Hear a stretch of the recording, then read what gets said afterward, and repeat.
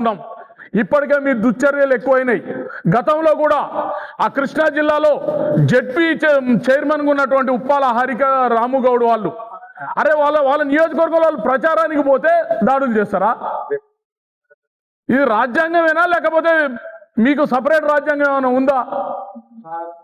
అంటే గౌడ బిడ్డలంటే గౌరవం లేదు, గౌడ సమస్యలంటే మీకు అది లేదు. అసలు మాకు సంబంధించి మీరు ఏం చేసిరో ఒకసారి ప్రశ్నిస్తా ఉన్నా.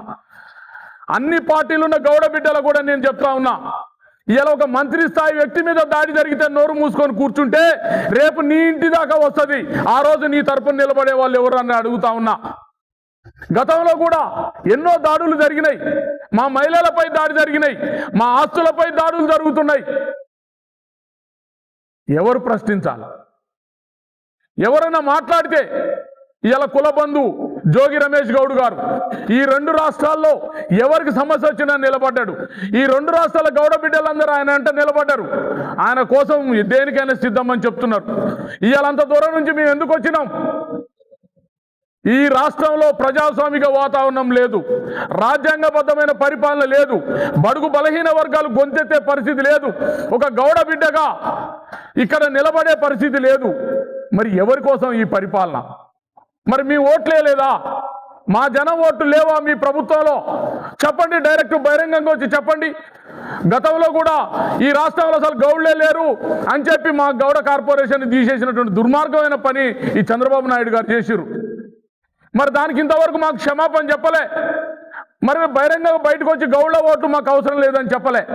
మా కులాల మధ్య చిచ్చు పెడతారు, మా కులం మధ్య చిచ్చు పెట్టి మమ్మల్ని విడదీసి ఏం బ్రిటిష్ పాలన నడుస్తుందా ఈ రాష్ట్రంలో? విభజించి పాలిస్తారా?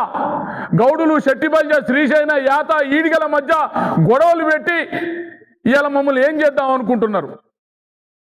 ఈ ప్రభుత్వాన్ని మేము తీవ్రంగా ఖండిస్తా ఉన్నాం. మీ దుశ్చర్యలు మానుకోండి. మేము కూడా రాజకీయాలు ఎదగాలి, మాకు కూడా అవకాశాలు రావాలి, మేము కూడా నిలబడతా ఉన్నామని చెప్పి పోరాటం చేసుకుంటూ మా బిడ్డలందరం కూడా ఉన్నాం. కానీ ఎదుగుతున్నటువంటి నాయకుడి ఇంటిపై దాడి చేస్తే రేపు మా పరిస్థితి ఏంటి?